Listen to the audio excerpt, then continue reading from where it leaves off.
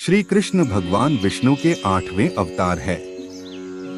उनका जन्म अधर्म के नाश और धर्म की स्थापना के लिए हुआ था। जब पृथ्वी पर कंस और अन्य पापियों के अत्याचार बहुत अधिक बढ़ गए तो श्री कृष्ण ने अवतार लेकर सभी पापियों का संहार किया। श्री कृष्ण ने जब कंस का वध कर दिया तो जरासंध उनका विरोधी बन गया, क्योंकि कंस की दोनों पत्नियां जरासंध की पुत्रियां थीं।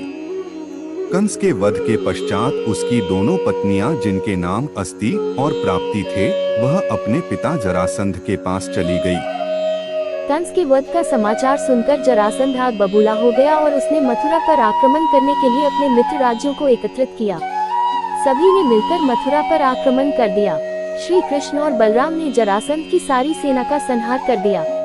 जब अकेला जरासंध बच रह गया तो बलराम जी जैसे ही उसे पकड़ने लगे, श्री कृष्ण ने उन्हें रोक दिया। श्री कृष्ण ने कहा, बलराम भैया, अभी इसका वध मत करो। यह ऐसे ही दुष्टों की सेना इकट्ठी कर लाता रहेगा और हम उसे समाप्त करते रहेंगे। इस तरह से पृथ्वी पर पापियों का भार कम होता रहेगा।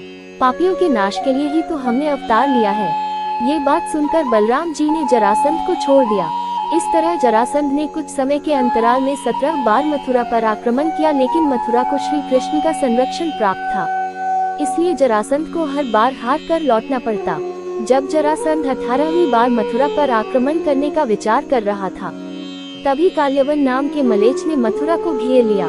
काल्यवन को भगवान शिव से वरदान प्राप्त था कि उसे ना ही कोई चंद्रवंशी मार सकता है और न ही सूर्यवंशी। न ही किसी शस्त्र से उसकी मृत्यु हो सकती है और न ही कोई शारीरिक बल से उसे हरा सकता है। वह अपने आप को सबसे शक्तिशाली समझने लगा। उसने नारद जी से पूछा कि मुझ जैसे शक्तिशाली व्यक्ति से युद्ध कौन लड़ सकता है। नारद जी ने उसे श्री कृष्ण के बारे में बता दिया। जब श्री कृष्ण को इस बारे में पता चला तो वह जानते थे कि यह भगवान शिव के वरदान से रक्षित है। वह सोचने लगे कि एक तो अगर यह हम दोनों भाइयों से नहीं मरा तो यह हमारी